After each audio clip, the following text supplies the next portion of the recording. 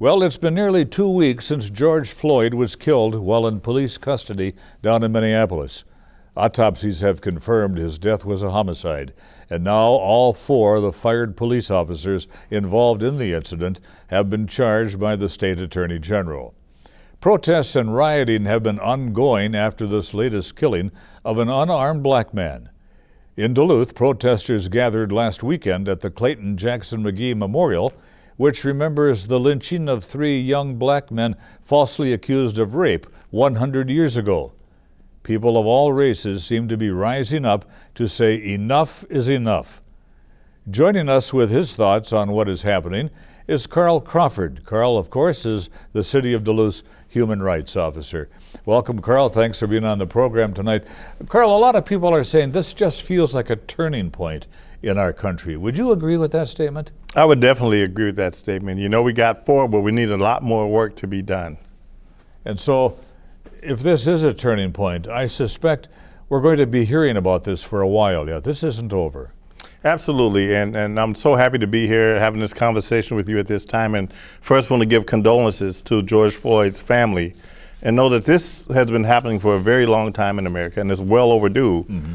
And the community and the nation is standing up and saying enough. Carl, you're the Human Rights Officer for the City of Duluth. What is that job? What does that entail? What do you do for a living? Well, it entails that racism and discrimination does not find a home here in Duluth, Minnesota, whether it's in employment or housing or in healthcare, and most importantly, in public safety. Mm-hmm. So to be hired in that position, obviously there have been issues that needed attention. Absolutely, and there's been issues here for a long time. As you see, right now we sit almost on the eve of the Clayton Jackson McGee Memorial and the commemorance of the 100 year of that horrible event in our community. What was your immediate reaction when you heard of Mr. Floyd's killing? Deep sadness, because I saw myself in Mr. Floyd, and I saw my son and other men of color helplessly there in the street being murdered. So how do you think then Duluth is reacting to this tragedy? I think Duluth is reacting the way the rest of the country is, with outrage, with their hearts wide open, and with sympathy for the Floyd's family, but more importantly with anger and frustration that the system needs an overhaul, that this has been happening far too long with many deaths. You know, on that weekend, Minnesota's been known for the land of 10,000 lakes, and it turned into a land of a million tears. Did all of the protests around the country surprise you? No, not at all. How about the violence?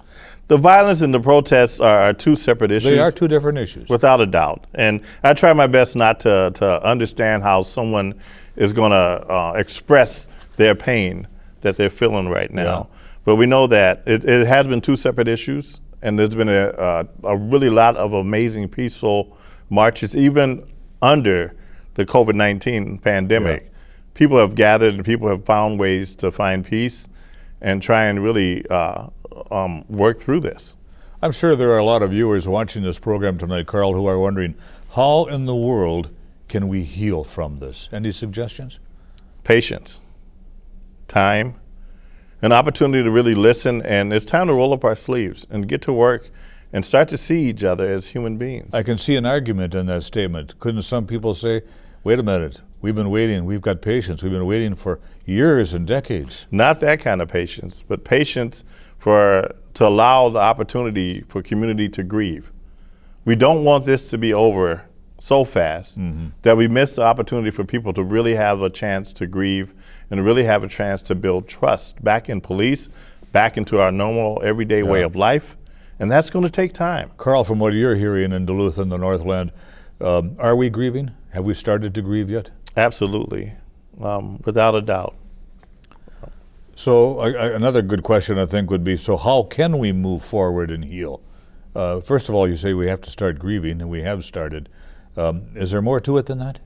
It is, and I think most importantly, we have to admit that there is a problem with the way black and brown people have been in contact with police and the legal system as a whole.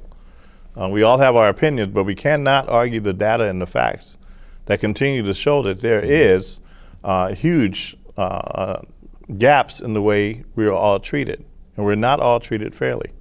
Whenever I've been pulled over for very minor indiscretions, like a burned out headlight on my head, I get a little apprehensive when I'm pulled over, a little nervous about being pulled over.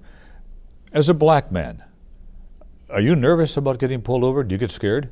I have a lot of fear when I'm pulled over, because for me, Mr. Anderson, it's a life or death situation, and I know that. I know that from the history of African American men in this country, that I might not leave that situation alive. Even here in Duluth? I can't pick a state, a county or region that I don't have that fear. Mm-hmm. Do you think you will ever get over that? No. I think there's hope, and that's why I do the work that I do, and that's why I'm here in this community, because I believe there is hope, and there are a lot of really great officers and really great people doing great work. Mm-hmm. But we got to do better. Mm-hmm. We can't just have every other. It has to be every one. More and more officers of other races than white are now being hired by police departments. What kind of racial anti-bias training is going on in police departments today, and is that happening here in the Twin Cities, or Yes. Twin Ports? Duluth has a very robust training. I know Superior does as well. But it goes more than just hiring officers of color. You have to challenge the culture within that department. And that's what we're seeing right now in Minneapolis, is the culture allows certain things to happen. And that is part of the thing that needs to change. It's very hard systemically to make change. So what kind of conversations should we be having in our homes with our children and perhaps other adults in our homes? What kind of conversations do we need to have? I think one of the most important things is to understand what your bias is. It's something we all have. I have them and you have them. We all have a bias. But it's an opportunity for us to sit down, even under this pandemic, with our family, and really have those deep conversations, the ones that we've been avoiding for so long, about what is bias, why do we look at people differently, and most importantly, do we recognize that we treat different people differently, whether it's by race, by gender, by sexual orientation? Why do we do those things? And then we have to come up with a plan to challenge to change them. So a question I have would be, does the Duluth Police Department, maybe other police departments in this immediate area, do we have bias training here? Yes, we do. We do have bias How does that training. work? How does that work? It's a series of conversations, but you cannot break down, in my estimation, the human touch, the opportunity to really know people inside and outside of work. And when we build communities and we have opportunities where people cross-culturally have meaningful conversations, not to change each other, but to understand who we are, that's when we win. That's an interesting point, to understand who we are. Yes. Yeah, wow. Is bias training working? Not all the time. It's my understanding the police officers in the Twin Cities have had bias training. So they did hear about these things. Yes, but training is no exception for the real thing. When it's real and you're right in front of that situation, I often talk about bias. When that elevator door opens and your bias is right there, what do you do? What do you do in that moment? And this happens so quickly that if we're not aware of what our own bias is and we haven't first accepted it's a problem, we cannot change it. The Duluth chapter of the NAACP sent out a statement. What did they say? They said that they recognized the death of George Floyd was 100% avoidable. And we are definitely mourning the death of Mr. Floyd, but we also are demanding for change and demanding that we do that through peaceful marches, but more important, through protests. And when people protest, it doesn't mean that they do it the way that we want it to be done. It has to be the way that that group needs to have it done. And sometimes that's tears and sometimes it's anger. But most importantly, we need to separate the looting from the other part of it. Yes. And then we know that there's two different stories Yes, there are. Yeah. But again, I can't represent or speak about how other people deal with grief. So the NAACP, with that statement, it's early on yet, but have they made some ground? Have they covered some good ground with this? I think so. The NAACP has been doing great work in our community for many years, and right now they've really stepped up and have really created opportunities for protests and ways for folks to come together. Yeah. You know, they've given away masks during the COVID-19 pandemic and still create opportunities for people to voice and be heard. And that's what's difficult in our community and many communities across the country. is that lonely voice that doesn't get heard until it's in a group. So in our country, what comes next?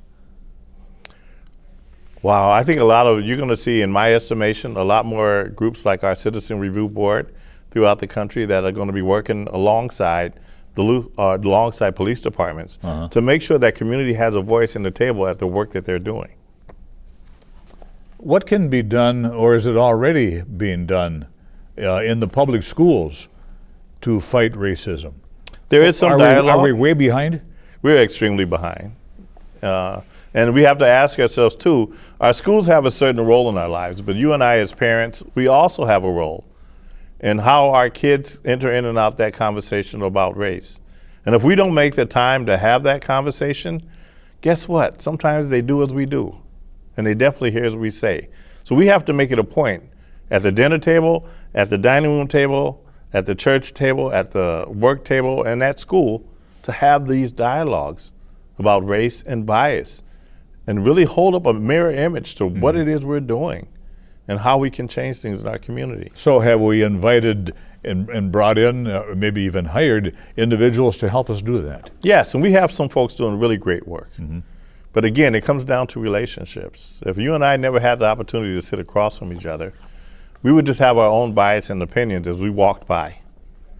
And we have to create that opportunity for us to get to know each other. Sounds like what we're really trying to do is trying to get rid of use of force. And trying to build a beloved community. We're on the way, Carl. I sure hope so. So do I.